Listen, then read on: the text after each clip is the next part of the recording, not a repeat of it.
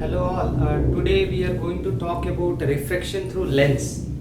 Okay, we'll discuss it in this lecture, this topic.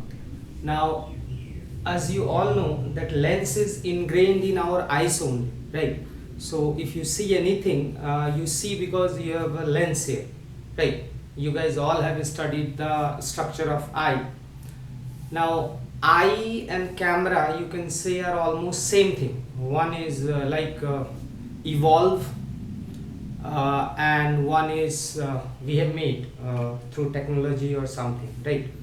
And because of the discovery of this lens technology and improvement on it, we are able to see the tiniest thing, which you can call it atom, and atoms or molecules, and we can also see the biggest thing like black hole or big planets, galaxy, and so on, right?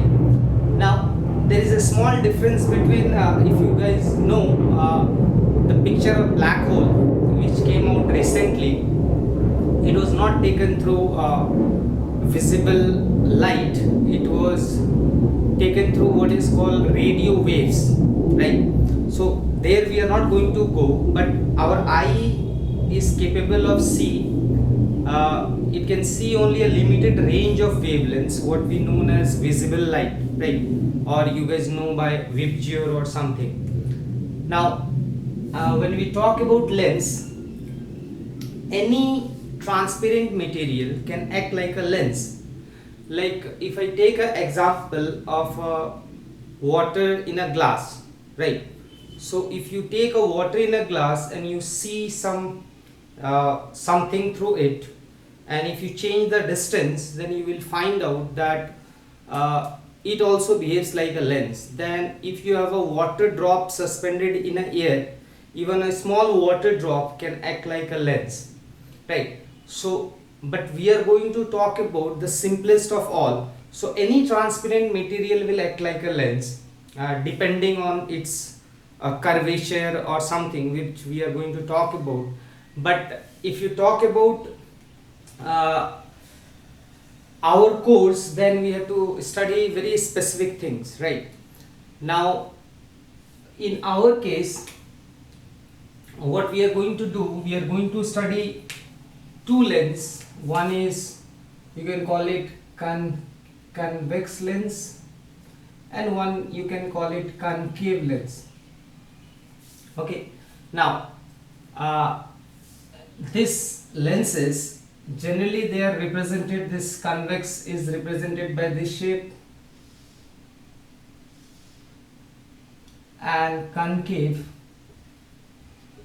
is represented by this shape, right? Now what we do, we label it like this is first surface and this is second surface. Okay, so a convex lens, this will be first surface, this is second surface, and same way this is first and second.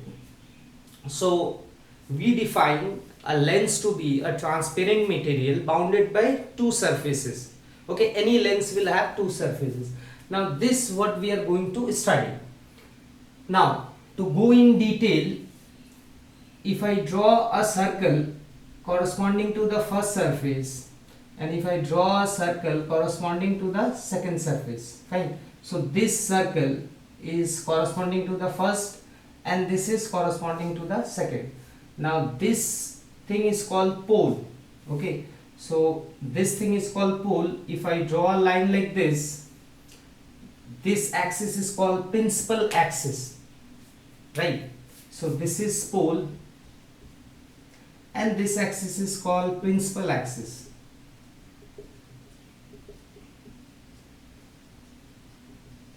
Right? Now if you see this first surface, then the center of curvature of the first surface, you can say it here. And if you see the second surface, then this is the center of curvature for the second surface. Now if I say this is R1, R1 is the radius of curvature of this surface, and R2 is the radius of curvature of this surface, right? So in a lens you will have two center of curvature, so you will have two radius of curvature. Now depending on that you can define two focal length also, okay, which we are going to talk about. Let us say f1 is the focal length here, and let us say f2 is the focal length here. Now I can do the same thing with this, right? So this is the lens.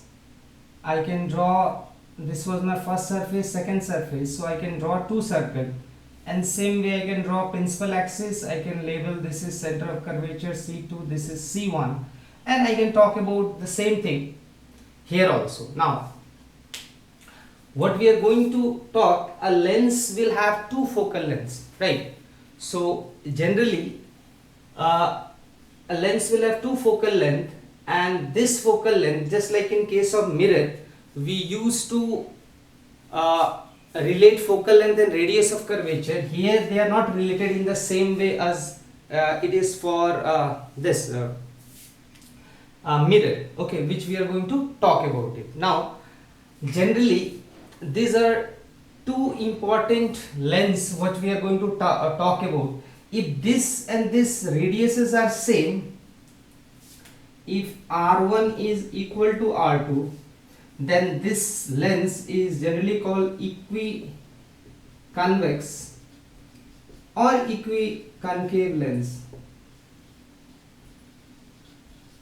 okay. But this is not true, okay. A lens will have different radius of curvature, but if they are same, and in our case they are going to be same, then for equiconvex they are going to call equiconvex and equiconcave lens. Now moving on,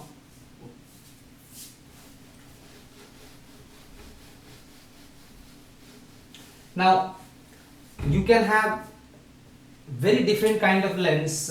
You can have this is, you can see this is concave and this is plane. This is called plano concavo or concavo plano, whatever you can say. Same way you can have a lens like this. This is convex and this is plane, right? So you can have different kind of lens, but what we are going to do, we are going to study the simplest of all, okay. Now as we all know that if you guys can remember the action of magnifying glass, then what we do, so if you take a convex lens and suppose this is the pole, then these are light rays coming from very far, then we all know that they converge somewhere here, right? So this convex lens is also called converging lens. And if you take concave lens, so it diverges,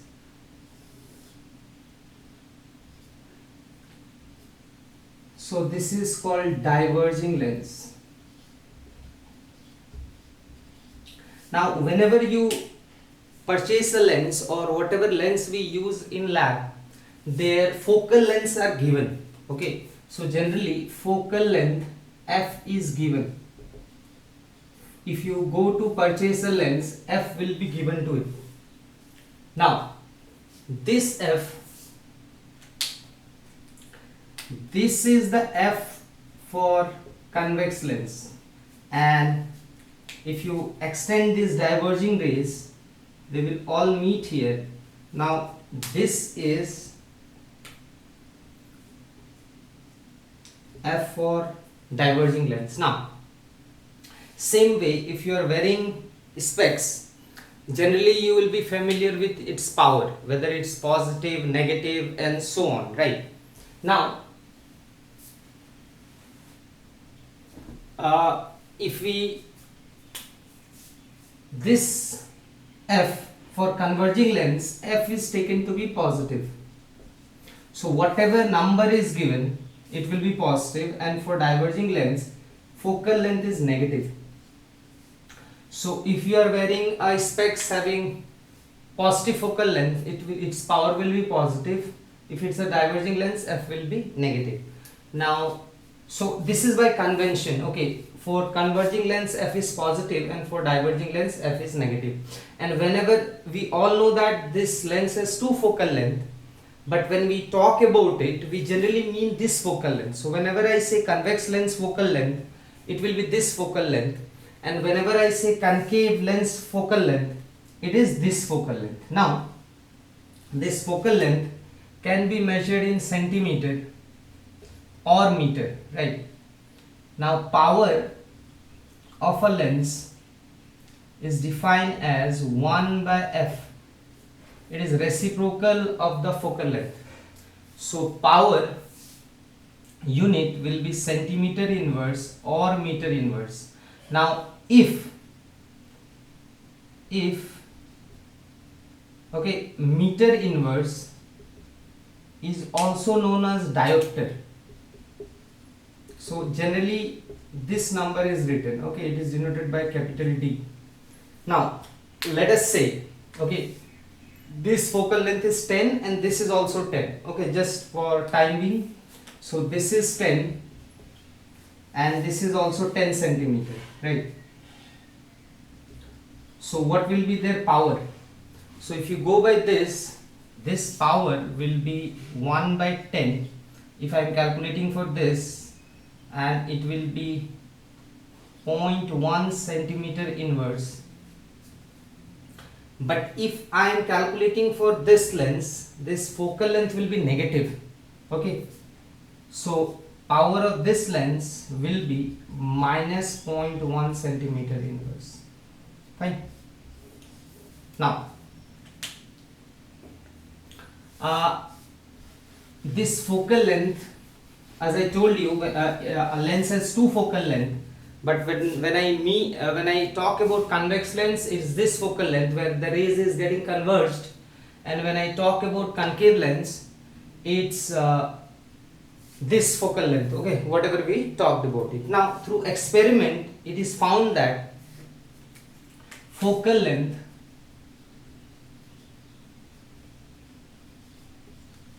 depends on two parameters. Okay, focal length depends on first radius of curvature,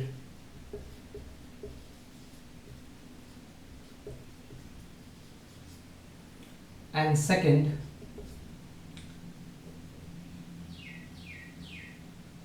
a refractive index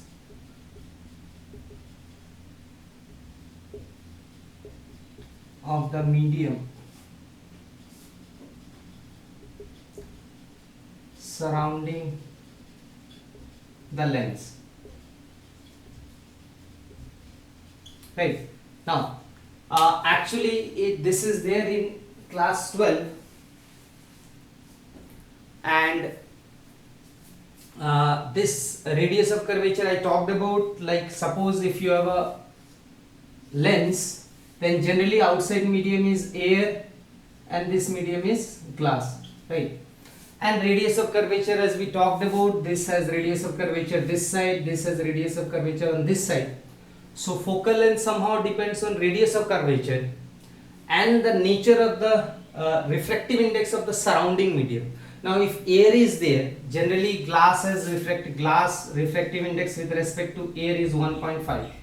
But suppose you change air with some other liquid, let us say water and so on, then focal length of the material will change. Focal length of the lens will change. So focal length depends on these two parameters. If you change the medium, then you can change the refractive index, and you change the focal length. Okay.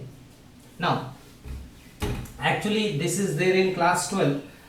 This formula which combines all this is called lens maker formula. Okay. Now, moving on,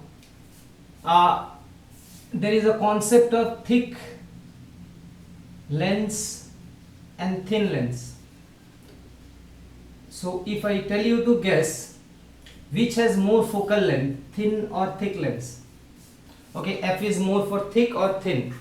So the answer comes out f is more for thin lens. Generally all the lens whatever you use nowadays, you can see lens can be very thin. What you put in your eyes, those who wear contact lens and so on, those lenses are very thin. So it turns out that thick lens has less focal length, thin lens has more focal length. We'll quickly see why. So suppose this is a thick lens and this is a thin lens, right? Now what happens if you incident light here, and just if you use Snell's law, then if I draw normal, then it will bend here, and if I draw normal it will move away from. So let us say this. Now in case of this, these two surfaces are very close. So here what happens, bending takes place over this surface and this surface, right? Here they are very close, so the bending is very less. Okay, so it turns out that because these two surfaces are very close, the focal length of thin lens is greater than focal length of thicker lens. Okay, this is a very important concept. So the reason is because these two surfaces are quite apart, the bending is too much, so focal length decreases. This is the distance of focal length and this one is more. That's why we prefer thin lens, not thick lens. Now the next question is, suppose this is the lens and let us say it is in air, and suppose this is a parallel ray and it is going through this. Okay, so this is the focal length, outside is air. Now the question is, if I put water instead of air, this focal length will increase or decrease? Okay, try to think about it.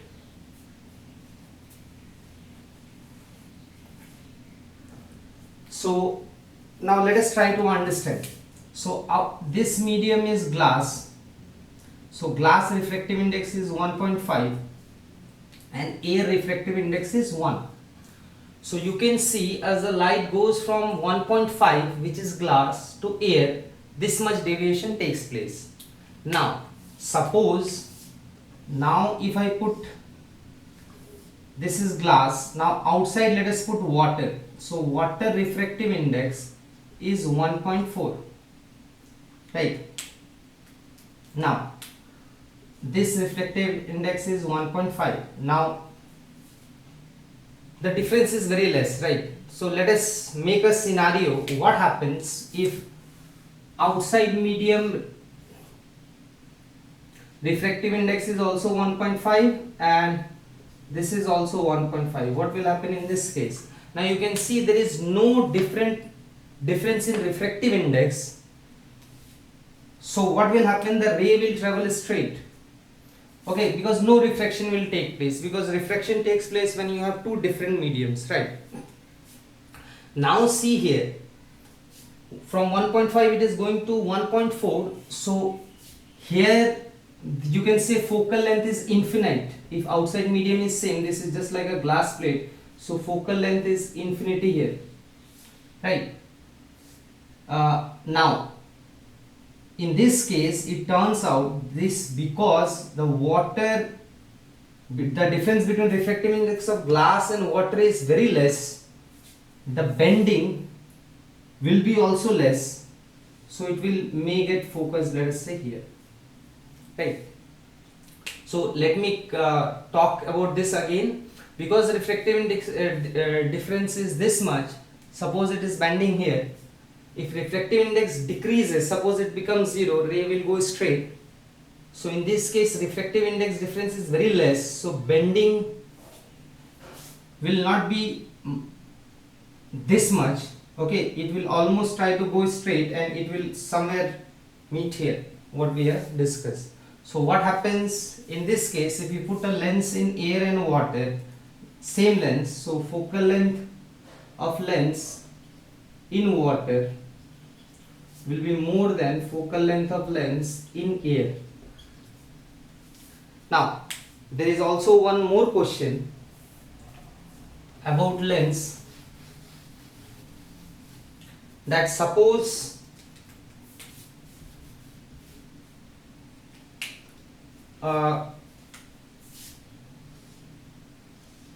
there was a lens and suppose you covered this much with suppose black paper.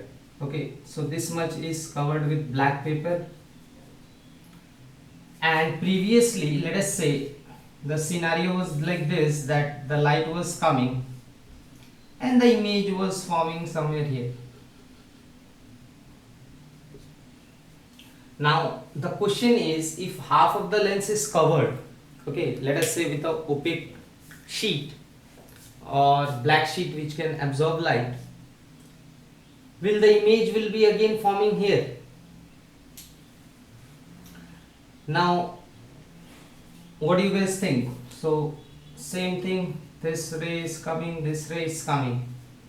Now it turns out that since the surrounding medium nature has not changed, means refractive index has not changed, then material of the lens has not changed.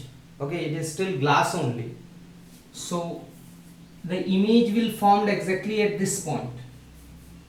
But now because this light will be absorbed, this light will be focused, so here focal length will remain same. So suppose this is the focal length, which is let us say 10 centimeter. Here also it will be 10 centimeter. But what will change?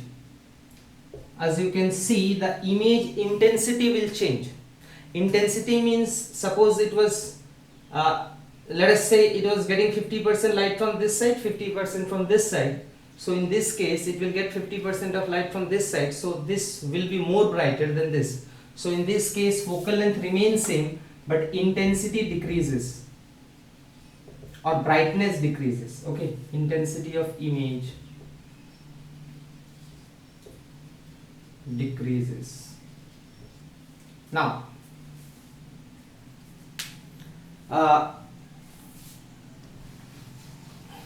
I will pose this question, I will not answer here. You guys can think and we can discuss in class. A water drop in air, water drop in air, and air bubble in water, they will act like a convex or concave lens. Convex or concave. Okay, this is a question which you guys can think of it. Okay, so you have a air bubble, and if you have a water drop,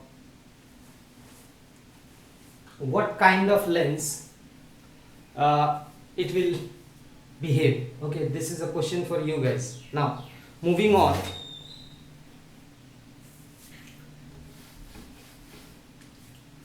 a lens, this concave lens, convex lens can be treated like a prism, like this. Okay, I will explain it. So convex lens can be represented, this is a prism, this is a prism, this is a glass slab. Okay, and same way concave lens can be represented like this. Okay, okay, now let us start from here. What is this? So if you guys remember prism, so if you take a prism and chop this part out, so this is nothing but a chopped prism. Okay, so this is one prism, I am writing P1 for it. Same way this is one prism, P2, and this is a glass slab. Okay, so I am writing this to be glass slab. So approximately the behavior of a concave lens and this one is same. Okay, again we'll see a ray diagram for it. Same way, if you see this is nothing but a prism P1, this is prism P2, and this is a glass slab. So this behavior and this behavior is same. Now let us see why they are same. So you all are familiar with prism, okay? So if I draw quickly, then a prism, right? If you incident light, let us say you incident light like this, so this is the normal, it will bend towards the normal and then it will bend away from the normal, right? Now let me draw inverted prism here. So if I take a parallel ray, this is the normal, it will bend towards the normal and then it will bend away from the normal again, right? And now I join this to my glass slab, and if I take a ray straight, angle of incidence is 0, it will go like this. So now you all can see that this is nothing but the behavior of a converging lens, okay? A convex lens, generally it acts like this, right? The ray converges to one point. So this is a equivalent of a convex lens. Now same way we can prove that in the case of, if you have a prism like this and you have a prism like this, right? So if you incident a ray, this is the normal, it will bend towards the normal and then it will bend away from the normal. Same goes for this, this is the normal, it will bend towards the normal, then it will bend away. Now there is a glass slab here and the ray will go like this.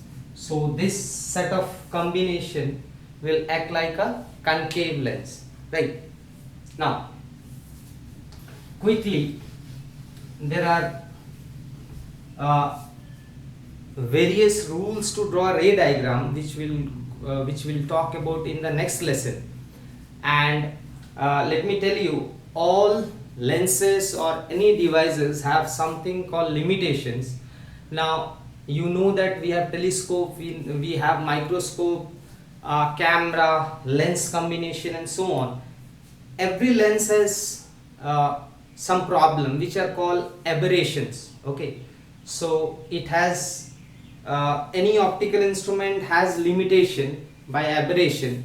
You guys will learn about it later, which are called chromatic aberration and achromatic aberration and so on, right? So it is not that using a binocular you can see anything you want, or using microscope, there is always limitation involved, right? So for that topic, how to draw a ray diagram and so on, I will see you in my next class. Thank you.